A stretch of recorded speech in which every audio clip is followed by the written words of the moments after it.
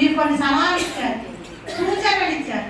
వాటన్నింటినీ సెల్ఫ్ తీసుకొని మీ ద్వారానే పేదరికాన్ని తొలగించవచ్చు నమ్మి ఈరోజు ప్రభుత్వము సెల్ఫ్ కృషి చేస్తున్నాయి.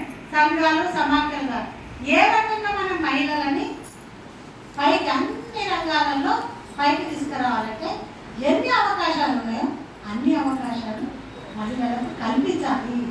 వాళ్ళందరినీ కోటీశ్వరులను చేయాలి.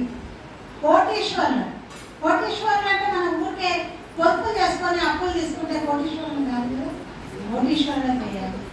అందుకని మనం దీనికోసం ప్రత్యేకంగా ఇందిరా మహిళా శక్తి కార్యక్రమం తీసుకుంటాం.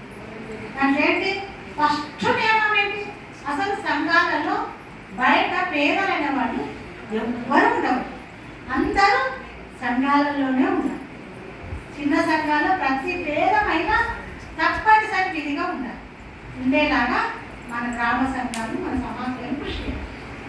అట్లా వచ్చిన మహిళలకు మనం చేయూతను అందించి ఆర్థిక చేకూర్పునిద్ద కానీ వాళ్ళ జీవనోపాధుల పెంపుదలకు కానీ మనం అనేక రకాల ఆర్థిక అనుసంధానాలు, మా బ్యాంకు రుణాలు, శ్రీనిధి, అదే కాకుండా చాలా ప్రభుత్వ పథకాల ద్వారా అన్ని రకాల రుణాల అవకాశాలు ఏవైతే ఉన్నాయో, ఇట్లా వెల్ఫేర్ ఉన్నాయి కదా, SC ST BC social welfare, అట్లా రకరకాల కార్యక్రమాల ద్వారా, ఇండస్ట్రియల్ ప్రోగ్రాంల ద్వారా ప్రభుత్వం అందిస్తున్న అన్ని కార్యక్రమాలను అనుసంధానం చేసి ప్రతి ఒక్కరూ కూడా వాళ్ళ ఉపాధి అవకాశాలను మెరుగుపరుచుకొని అభివృద్ధి చెంది వాళ్ళు అప్పుడు కోటీశ్వరులు కావాలి. పొదుపు అప్పులతో కాదు, సంపాదనతో. నీకు ఎంత ఆస్తులు ఉన్నాయమ్మా అని అంటే చెప్పగలగాలి, అది మన కోట్ల రూపాయలు కావాలి.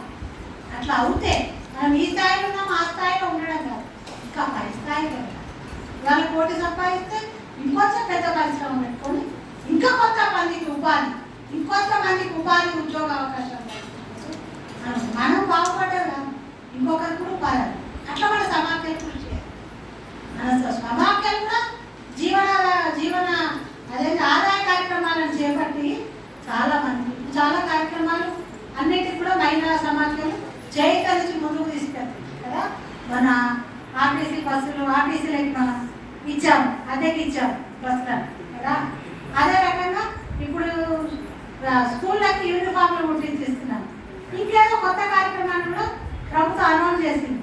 ఆ కార్యక్రమాలన్నింటినీ కూడా మనం ముందుకు తీసుకెళ్ళడానికి బలంగా పనిచేయాలి.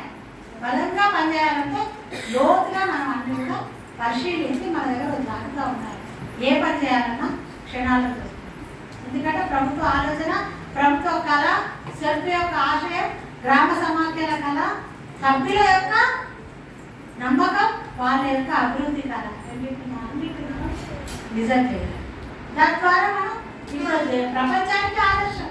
మనం ప్రపంచంలోనే అందరూ వచ్చి మన సమాఖ్యల పనితీరును, పద్ధతులను పరిశీలించిపోతున్నాం. ఎన్ని రకాలుగా అభివృద్ధి చెందుతున్నారని. ఎక్కడో ఉండే వ్యాపారం, ధాన్యం కొనుగోలు మామూలు విషయం అమ్మ. ధాన్యం కొనుగోలు కేంద్రాల నిర్వహణ అంటే మామూలు విషయం కాదు కదా. అట్లాంటి అమెరికా అధ్యక్షుడు వచ్చి తెచ్చుకొని పోయాడు. మహిళలు ఏంటి, వ్యాపారం ఏంటి, ధాన్యం కొనుగోలు ఏంటి, గ్రామ మహిళలు, గ్రామంలో ఉన్న మహిళలు ఇంత పెద్ద ఎత్తున ప్రోగ్రాం చేస్తున్నారు. అట్లా మనం మన కార్యక్రమాలలో అట్లా అందరినీ, ఆ కార్యక్రమాల్లో అందరినీ భాగస్వాములే చేయాలి. అందరికీ ఫలాలు అందాలి, అందరికీ నాయకత్వ లక్షణాలు రావాలి. ఒక్కరే మన నాయకత్వ లక్షణాలు ఉంటే 10 మందిని